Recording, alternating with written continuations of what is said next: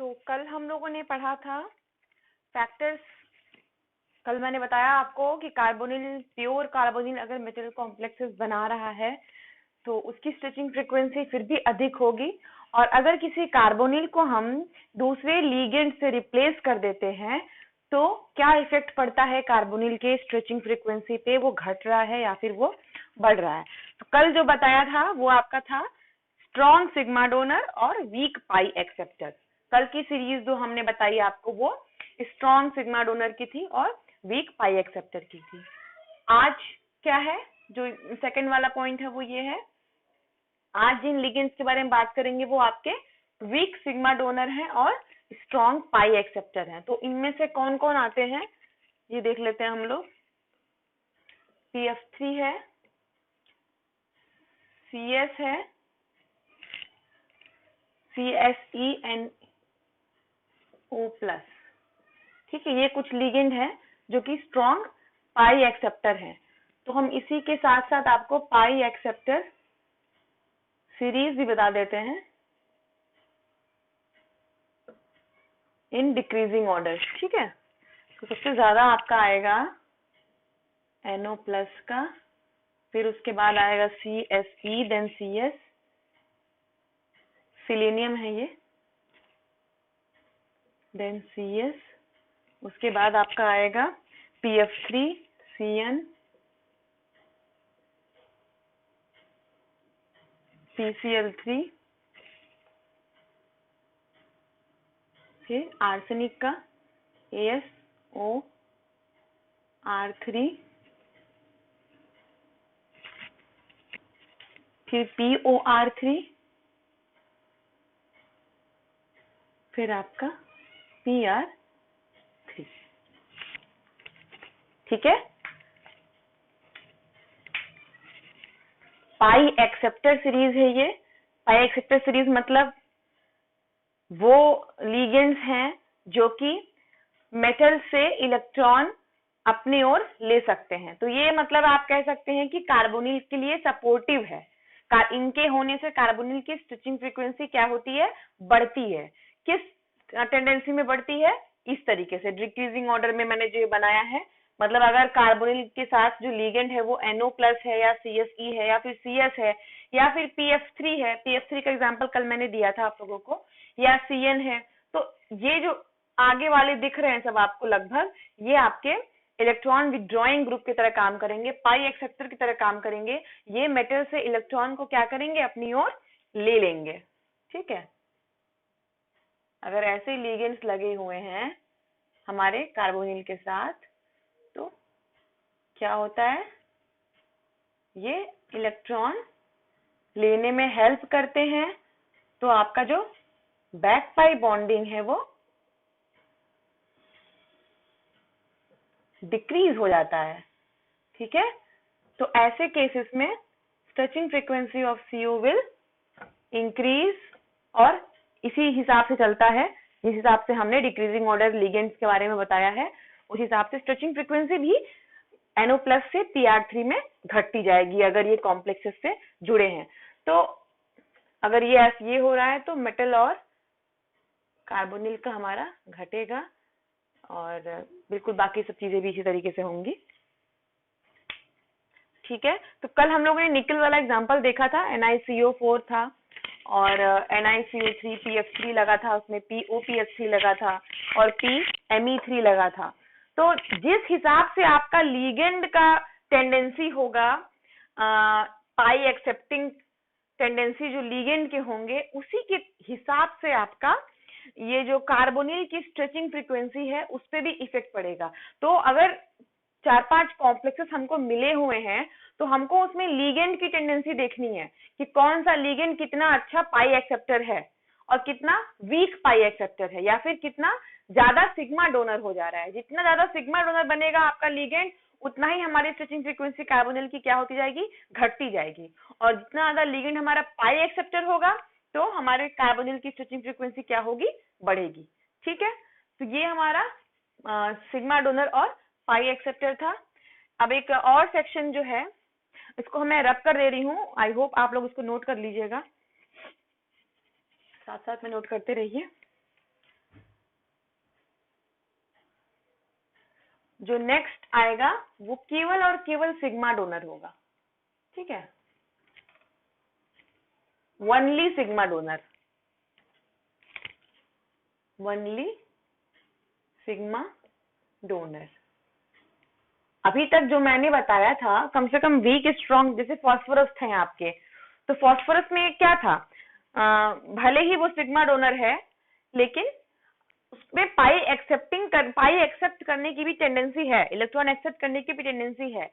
लेकिन इस केस में जो लिगेंड्स आएंगे जनरली आपके नाइट्रोजन के लिगेंड होते हैं इसमें, जैसे NH3 हो गया, ठीक है, या NR3 हो गया, ठीक है, इस तरीके के जिसमें कि नाइट्रोजन होते हैं, या फिर RNH2 हो गया। क्यों? क्योंकि नाइट्रोजन जो हमारा है वो पी ब्लॉक में आता है, ठीक है, सबसे ऊपर होता है, और इसके नीचे आपका फास्फोरस आता है।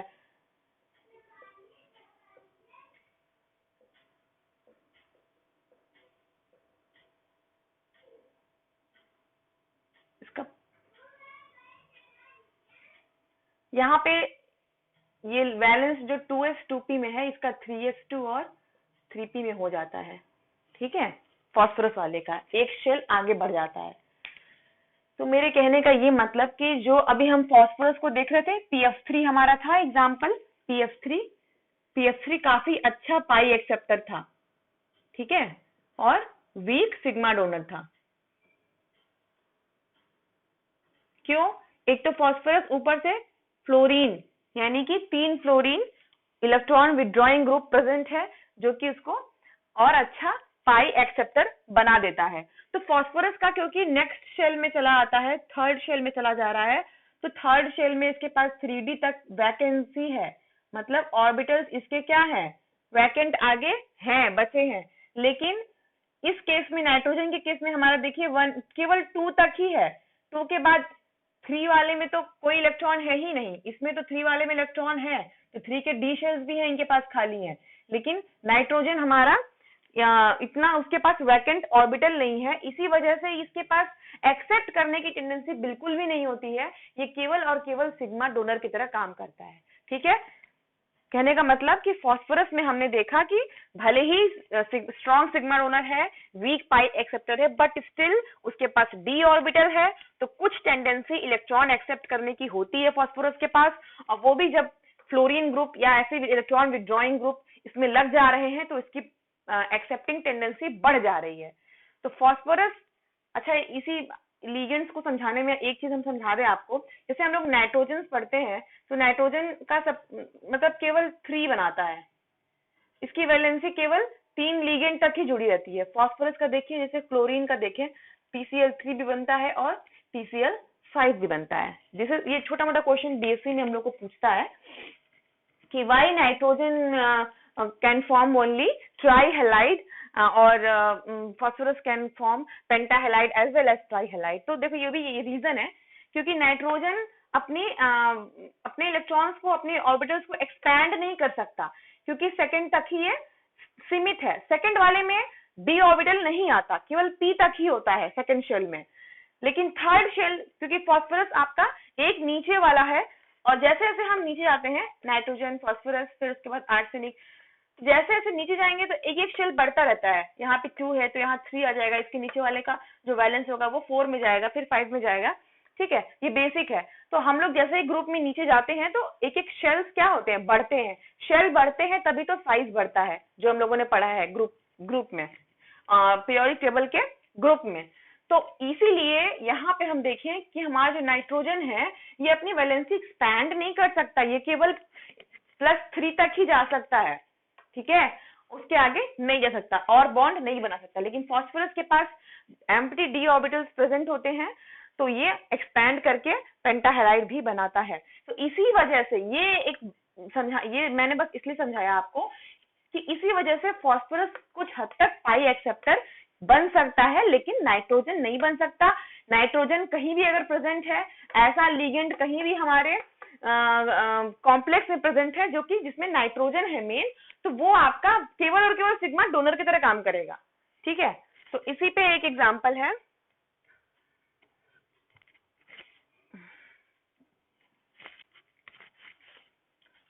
जैसे कि मेटल है कोई, ठीक है, चलिए हम मान लेते हैं, मेटल को नाम भी दे देते हैं, निकिल ही मान लो, ये लिगेंड है, तो निकिल है तो केवल 4 ही बनाएगा ये, ठीक है।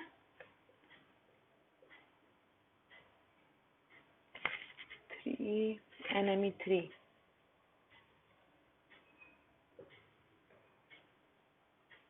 ये एक लिगेंड है NMe3, ठीक है। और ये वाला एक और आपका आ गया NH3। देखिए ये प्रॉब्लम, ये भी प्रॉब्लम एग्जाम क्वेश्चन नेट में आया हुआ है, ठीक है। अब हमको इसमें से आप बताइए, देखिए क्या है हमारा, निकल के कॉम्प्लेक्सेस हैं इसमें, ठीक है। निकल के कॉम्प्लेक्सेस हैं, 3 लिगेंड सब में कॉमन है जो कि कार्बोनिल है, CO है तीनों में, और एक तो ये पहली बार बता देगा आपको कि ये मतलब 4 कोऑर्डिनेट लिगेंड का है, ये स्क्वायर प्लेनर बनेगा, ठीक है। तो चौथा लिगेंड जो सबके में है, पहले वाले में देखिए पिरिडीन है, दूसरे वाले में NMe3, ठीक है, NMe3, और तीसरे वाले में NH3 है जो लिगेंड है एक।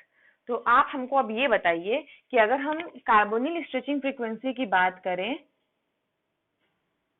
तो इन सारे कॉम्प्लेक्सेस में, तीनों कॉम्प्लेक्सेस में सबसे ज्यादा स्ट्रेचिंग फ्रीक्वेंसी किसकी होगी?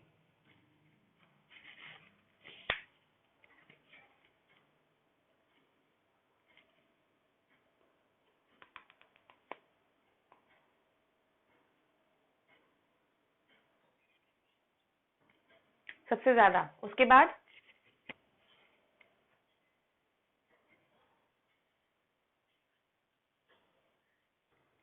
ये वाला,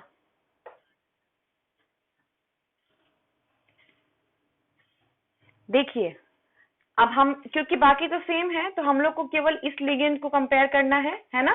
इस लिगेंड में जितना ज्यादा इलेक्ट्रॉन डोनेशन, इलेक्ट्रॉन देने की कैपेसिटी होगी तो उतना ही स्ट्रेचिंग फ्रीक्वेंसी हमारा क्या होता जाएगा, घटेगा। मतलब जो कम से कम इलेक्ट्रॉन देने की टेंडेंसी रखेगा उसका सबसे ज्यादा स्ट्रेचिंग फ्रीक्वेंसी होगा, यही है ना कंसेप्ट, यही है अपना जिससे हमको आगे बढ़ना है, क्यों? हाँ, तो पिरिडीन भी क्या होता है, दिस इज पिरिडीन, ठीक है, ये पिरिडीन होता है। अब एक चीज आप देखिए कि जो NMe3 है, एक तरह से कहो तो ये टर्शियरी 3 डिग्री अमोनिया है, मतलब सब्स्टिट्यूटेड है, और जितने भी Me होते हैं वो सब इलेक्ट्रॉन देने की टेंडेंसी रखते हैं, प्लस I टेंडेंसी रखेंगे, इसके लोन पेयर बढ़ेंगे, जितना ज्यादा इलेक्ट्रॉन डेंसिटी नाइट्रोजन पे बढ़ेगा उतना ही वो मेटल को देने की टेंडेंसी रखेगा। समझ में आ रहा है मेरा बात? और अगर NH3 देखें तो NH3 में तो 3 हाइड्रोजन है, हाइड्रोजन के पास इतनी टेंडेंसी नहीं जितना कि आपका मिथाइल ग्रुप दे रहा है, तो ये भी NH3 भी देगा लेकिन थोड़े कम स्पीड से देगा इसके कंपैरिजन में, और सबसे कम पिरिडीन देगा, सबसे कम। अगर इसको 3 गुना कह लें तो इसको 2 गुना कह लें तो इसको 1 गुना कह लें, सबसे कम पिरिडीन इलेक्ट्रॉन देने की टेंडेंसी रखेगा। ऐसा क्यों? क्योंकि पिरिडीन जब अपना लोन पेयर देगा ना तो इससे पॉजिटिव चार्जेस मतलब लगने लगते हैं, मतलब पिरिडीन जो है अपनी हेक्स मतलब ये क्या कहते हैं, एरोमेटिसिटी जो होती है पिरिडीन की वो एन के लोन पेयर को काउंट करके होता है, ठीक है। तो इसीलिए हम लोग कहते हैं कि देखिए जो जितना बेसिक है वो उतना ही ज्यादा इलेक्ट्रॉन देने की टेंडेंसी रखेगा। तो इन सारे केसेस में देखिए NR3, ये जो NR3, NMe3 क्या है, NMe3 is the example of NR3, जहां पे हमारा RMe हो गया है। इस केस में आपने सही कहा था, सबसे ज्यादा जो स्ट्रेचिंग फ्रीक्वेंसी होगी हमारी वो पिरिडीन वाले की होगी। क्यों? क्योंकि पिरिडीन वाला सबसे कम, एक तो सिग्मा डोनर ये भी है, ऐसी बात नहीं है कि सिग्मा डोनर नहीं है, सिग्मा डोनर है लेकिन बाकी के कंपैरिजन में ये थोड़ा कम इलेक्ट्रॉन देगा, ठीक है। तो इसके बाद सेकंड नंबर पे आपका NH3 वाला आएगा। क्यों आएगा? क्योंकि NH3 वाले में NMe3 से टेंडेंसी कम है देने की। और सबसे कम स्ट्रेचिंग फ्रीक्वेंसी आपकी जो होगी वो NMe3 वाले में होगी।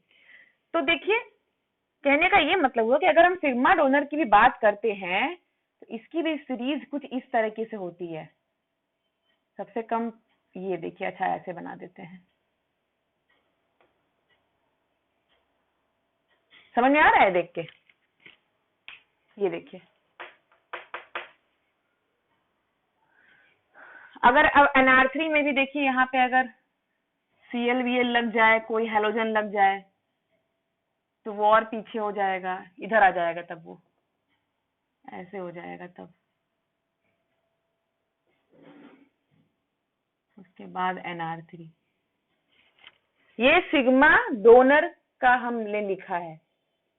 अगर सिग्मा डोनर में भी हम कैपेसिटी देखते हैं, अगर हम सिग्मा डोनर में भी कैपेसिटी देखते हैं कि कौन कितना ज्यादा डोनेट कर सकता है, ठीक है,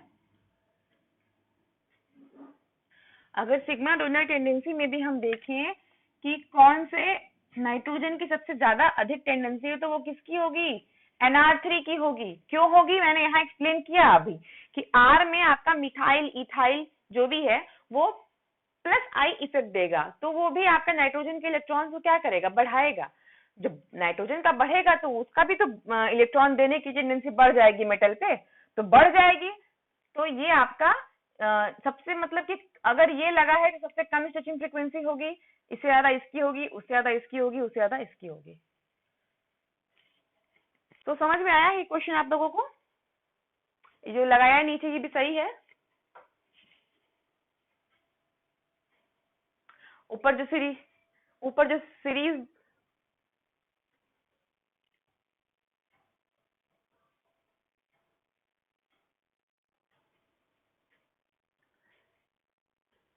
हेलो बताइए, ये समझ में आ गया आप लोगों को? ये मैंने सिग्मा डोनर का सीरीज बनाया है। सबसे ज्यादा सिग्मा डोनेशन का जो होगा वो NR3 में होगा, फिर NH3 में होगा, फिर NCA3 में, फिर आपका सबसे कम जो है वो पिरिडीन में जा रहा है।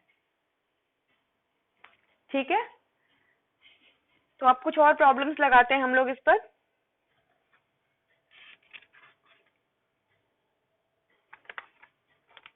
अच्छा, एक और प्रॉब्लम इसमें पूछा है एग्जाम में।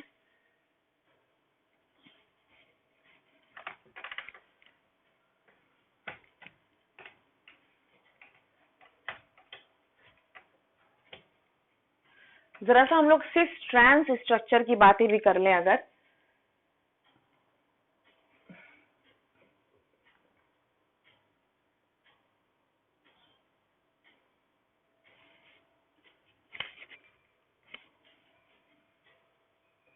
फोर फाइव सिक्स,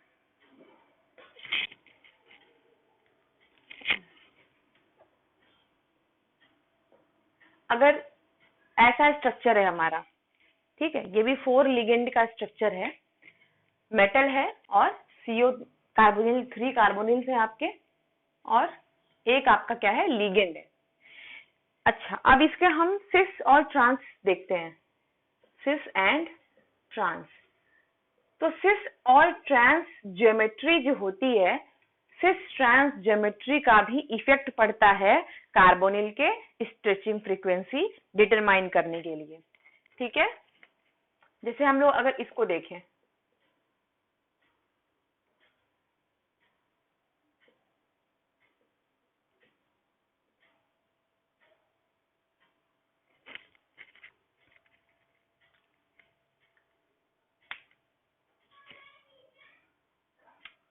मान लीजिए यहाँ और कोई लिगेंड है, या चलिए ठीक है CO ही है, ये एक स्ट्रक्चर है हमारा, ठीक है, तो इसको हम ट्रांस बोलेंगे।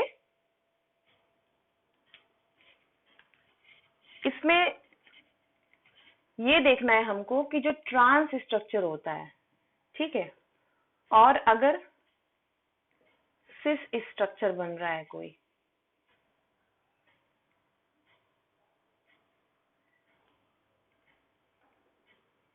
ठीक है, मतलब हमारा जो लीगेंड है अगर वो कार्बोनिल के ट्रांस में है तो वो आपका कार्बोनिल के स्ट्रेचिंग फ्रीक्वेंसी को इफेक्ट करेगा, ठीक है। और अगर हमारा लीगेंड कार्बोनिल के सिस पर है तो stretching frequency will not be affected. ऐसा क्यों है? क्योंकि देखिए इन जो लीगेंड और कार्बोनिल आपके जो ट्रांस हैं, ट्रांस वाले केस में इनके जो ऑर्बिटल्स होते हैं वो काफी एक प्लेनारिटी में होते हैं, जिससे कि आराम से इलेक्ट्रॉन का डोनेशन और मेटल कार्बोनिल का बैक पाई बॉन्डिंग हो सकता है, ठीक है। मतलब मान लीजिए कि हमारा यहाँ लीगेंड कार्बोनिल के ट्रांस पे लगा है और लीगेंड जो है आपका सिग्मा डोनर है, ठीक है। लीगेंड सिग्मा डोनर है तो ये आपका ज्यादा से ज्यादा इलेक्ट्रॉन देगा, मेटल पे इलेक्ट्रॉन बढ़ेगा और ये आपका कार्बोनिल पे बैक पाई बॉन्डिंग करेगा, ठीक है। तो ऐसे केस में क्या होगा, हमारा कार्बोनिल की स्ट्रेचिंग फ्रीक्वेंसी कम होगी इन कंपैरिजन टू कार्बोनिल की स्ट्रेचिंग फ्रीक्वेंसी इन सिस। इस पे एक प्रॉब्लम है, लेट मी सर्च।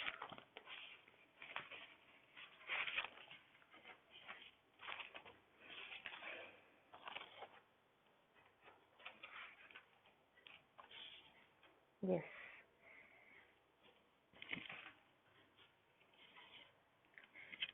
ये आपको समझ में आ गया, ये जो मैंने बताया अभी ट्रांस वाला कैसे इफेक्ट कर रहा है, ट्रांस ज्योमेट्री हमारे कार्बोनिल के स्ट्रेचिंग फ्रीक्वेंसी को क्यों इफेक्ट कर रहा है, ये समझ में आया आप लोगों को? क्योंकि इसके बाद हम जो प्रॉब्लम देंगे वो आप लोग को सॉल्व करना होगा, वो हमें आप लोग बताइएगा।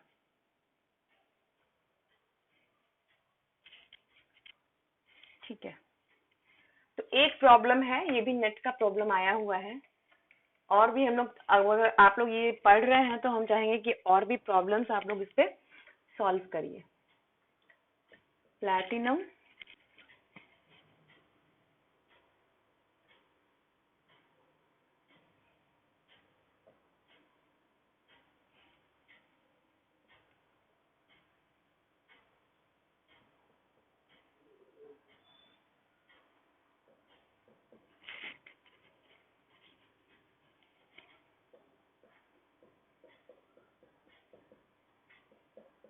ये आपका प्रॉब्लम है,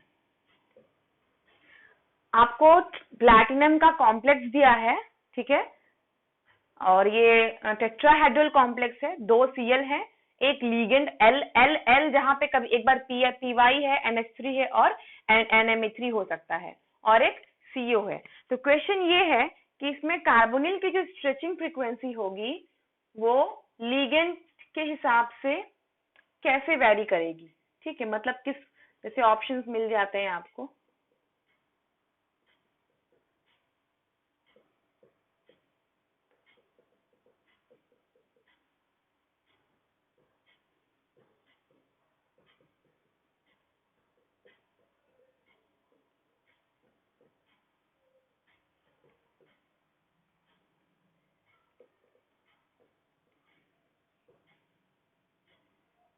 ठीक है। इस प्रॉब्लम समझ में आई आप लोगों को? क्या है प्रॉब्लम? ये दिया है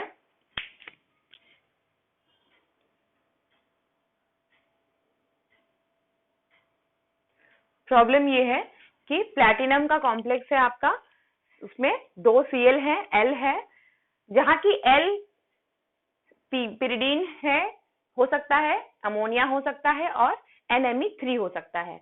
तो क्वेश्चन ये है कि ट्रांस ज्योमेट्री है इस कॉम्प्लेक्स का, कौन से वाले लीगेंड में स्ट्रेचिंग फ्रीक्वेंसी सबसे ज्यादा होगी कॉम्प्लेक्स की। मतलब लीगेंड के सीरीज को हमें लगाना है इस कॉम्प्लेक्स पे, तो मुझे इसका आंसर बताइए आप लोग।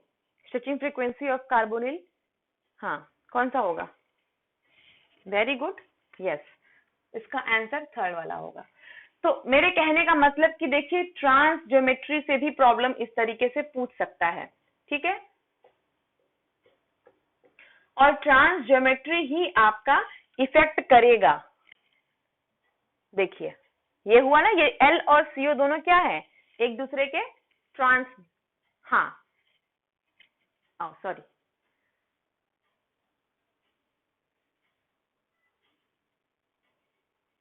ठीक है, L और CO जो आपका है वो एक दूसरे के ट्रांस पे है। ट्रांस पे है तो मैंने यहाँ इसके पहले बताया था आपको कि ट्रांस में इलेक्ट्रॉन इजीली दे सकता है मेटल को, और मेटल क्या करता है, बैक पाइप बॉन्डिंग कार्बोनिल से कर सकता है, तो सीधा कनेक्शन रहता है ट्रांस में, तो कार्बोनिल के स्ट्रेचिंग फ्रीक्वेंसी पे असर पड़ता है। अगर ये जितना ज्यादा एक्सेप्टर होगा तो स्ट्रेचिंग फ्रीक्वेंसी इसकी क्या होगी, बढ़ेगी। अगर ये डोनर होगा तो स्ट्रेचिंग फ्रीक्वेंसी क्या होगी, घटेगी। तो जो लीगेंड का हमारा सीरीज होगा वो आपको सीओ पे इफेक्ट करेगा।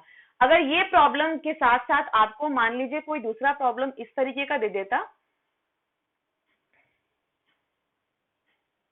ठीक है, इस तरीके का प्रॉब्लम आ जाता, अगर सॉरी ऐसा कुछ,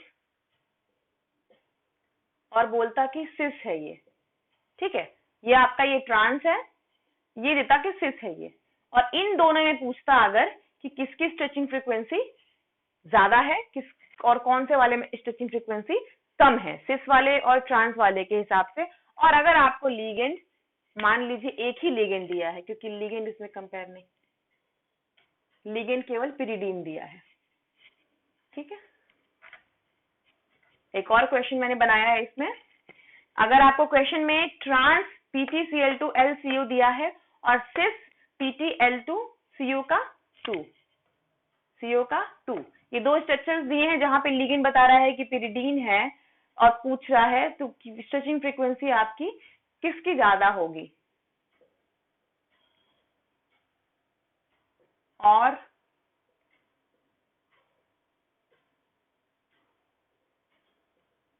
तो ये कैसे बताइए।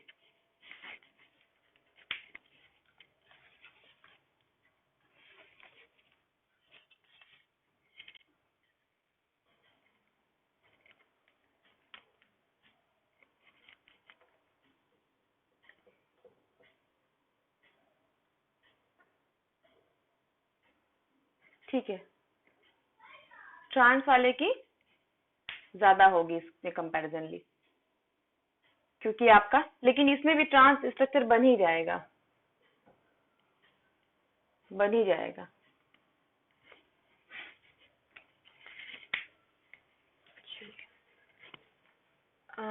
कोई क्वेश्चन देख लेती हूँ मैं। अब ये हो गया है लगभग आपका पूरा चैप्टर, ठीक है। एक प्रॉब्लम और है, वो डिस्कस कर लेते हैं। ये ओवर है, समझ में सबको आ गया है, ये इससे प्रॉब्लम्स लग जाएंगे अब ना। वैसे जितने आ चुके हैं वो तो मैंने आपको लगभग बता ही दिया है।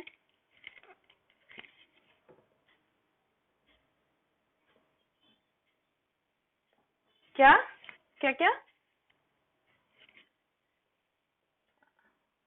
अच्छा ठीक है, मैं बना दूंगी।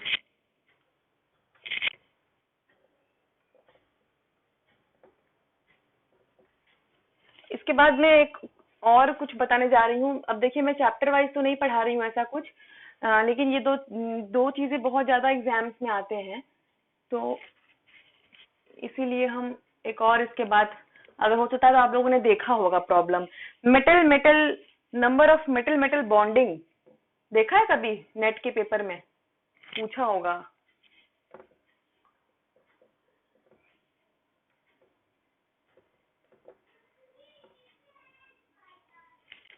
पेन भी देखिए, ये दो सेट्स दिए हुए हैं, एक में फ्रीक्वेंसी ऑफ CN दिया है और दूसरे में फ्रीक्वेंसी ऑफ कार्बोनिल दिया है CO, ठीक है। और इस पे ऑप्शंस, ये मान लीजिए आपका A है ऊपर वाला, इसको A कहें हम, इसको B कहें, और इसमें ऑप्शंस ऐसे बने थे,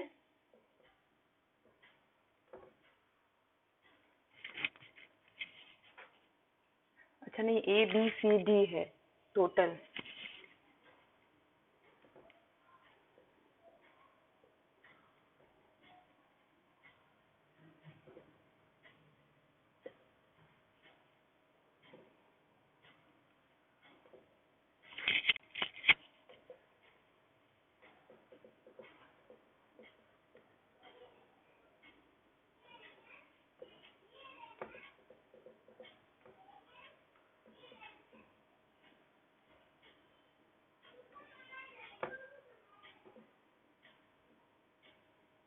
देखिए ये समझ में आ रहा है प्रॉब्लम आप लोगों को? ये प्रॉब्लम समझ में आ रहा है? पहले अच्छे से देख लो फिर आंसर बताओ, क्योंकि सब कुछ पढ़ने। देखो पहली चीज तो हम ये हाँ बता दें आप लोग को थोड़ा हिंट के लिए कि जो फैक्टर सीओ के लिए स्ट्रेचिंग फ्रीक्वेंसी के लिए होता है वही चीज यहाँ पे सीएन के लिए भी है। ठीक है, बात समझ में आ रही है? जैसा जैसा हमने सीओ के लिए पढ़ा है वही वही चीज आपके सीएन साइनाइड के लिए भी है। अब बताइए कौन सा आंसर होगा? ये कॉम्प्लेक्सेस दिए हैं, स्ट्रेचिंग फ्रीक्वेंसी ऑफ सीएन इन ए मतलब ये, बी मतलब ये कॉम्प्लेक्स, सी मतलब ये कॉम्प्लेक्स, डी मतलब ये कॉम्प्लेक्स। पहले ऑप्शन में बता रहा है कि स्ट्रेचिंग फ्रीक्वेंसी ऑफ ए ज्यादा है बी से और दूसरे वाले में सी ज्यादा है डी से। सेकेंड ऑप्शन में कह रहा है कि ए ज्यादा है बी से और सी से ज्यादा डी का है और उसी तरह से बाकी भी। तो स्ट्रेचिंग फ्रीक्वेंसी आपको कंपेयर करना है कि इन दोनों में किसका ज्यादा है, इन दोनों में किसका ज्यादा है। जब ये मालूम चल जाएगा तो आंसर निकल जाएगा। बताइए ए और बी में किसका ज्यादा है स्ट्रेचिंग फ्रीक्वेंसी? जो फैक्टर्स हम लोगों ने सीओ के लिए पढ़ा है वही, हाँ किसका है? तो कहां से हो गया? अरे भाई भूल गए क्या? मैंने क्या पढ़ाया अभी कि कोई भी फैक्टर से जिससे इलेक्ट्रॉन ज्यादा आ रहे हैं मेटल पे तो बैक बाय बॉन्डिंग बढ़ेगी, बैक बाय बॉन्डिंग बढ़ने लगती है तो स्ट्रेचिंग फ्रीक्वेंसी तो घटने लगती है ना। 3 - 4 में किसके पास ज्यादा इलेक्ट्रॉन है?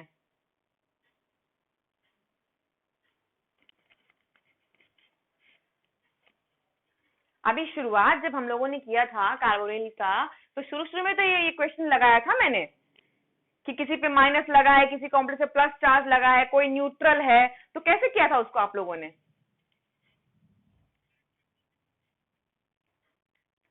हाँ तो बैक, अरे ये बताइए ए और बी में किस में स्ट्रेचिंग फ्रीक्वेंसी ज्यादा होगी? कम होगी। क्यों? क्योंकि बी पे 4 है, इस पे 3 है। बी वाले आयरन पे चार्ज डेंसिटी ज्यादा है, चार्ज डेंसिटी ज्यादा है तो बैक पाई बॉन्डिंग ज्यादा होगी तो बी की फ्रीक्वेंसी कम होगी। तो इसमें भी ए वाला ज्यादा है, इसमें भी इन दोनों ऑप्शन में से कोई एक होगा। समझ में आ रहा है मेरा बात? दूसरा क्वेश्चन, अब दूसरा सी और डी में बताओ हमको।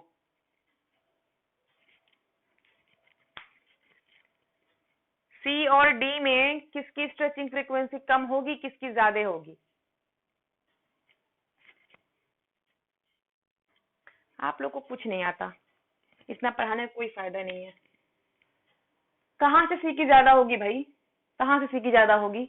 इसमें तो एनएच, अरे सिग्मा डोनर है प्लस सबसे बड़ी बात तो ये देख लो कि डी वाले में प्योर सीओ है, 6 लिगेंड प्योर सीओ है। इसमें तो सीओ को रिप्लेस करके NH3 आया है, वो भी NH3 जो सिग्मा डोनर, तो इसकी तो कमी होगी ना, इससे डी वाले की ज्यादा होगी। मैंने आपको शुरू में ही बताया था कि जब पूरे कार्बोनिल प्योर होते हैं मतलब कि कोई लीगेंड किसी कार्बोनिल को रिप्लेस नहीं किया हो, ऐसे कंडीशन में जो प्योर कार्बोनिल का कॉम्प्लेक्स होता है सबसे ज्यादा उसी की स्ट्रेचिंग फ्रीक्वेंसी होती है। ये बताया था कि नहीं बताया था? क्योंकि इतना सारा बता दिया 3-4 क्लासेस में, सब मिक्सअप हो गया होगा। अभी जो अभी अभी अमोनिया सिग्मा डोनर का बताया है तो वो आप लोग कह दे रहे हो सीधे सी। ये नहीं कंपेयर कर रहे हो कि साथ में क्या है, साथ में प्योर सीओ है, 6 के 6 सीओ हैं और इसमें देखो 3 सीओ है और 3 सीओ को NH3 ने रिप्लेस कर दिया, वो भी जो कि अच्छा सिग्मा डोनर है। डोनर है मतलब ये तो और इलेक्ट्रॉन देगा, बोझ बढ़ाएगा इसके ऊपर, तो बी का ज्यादा होगा सी से। Second option will be the correct answer. अब बताओ क्या क्वेश्चन दे आप लोगों को हम, जब यहाँ क्लास में पढ़ा के तुरंत दे रहे हैं तो? बोलो बोलो क्या कंफ्यूजन है?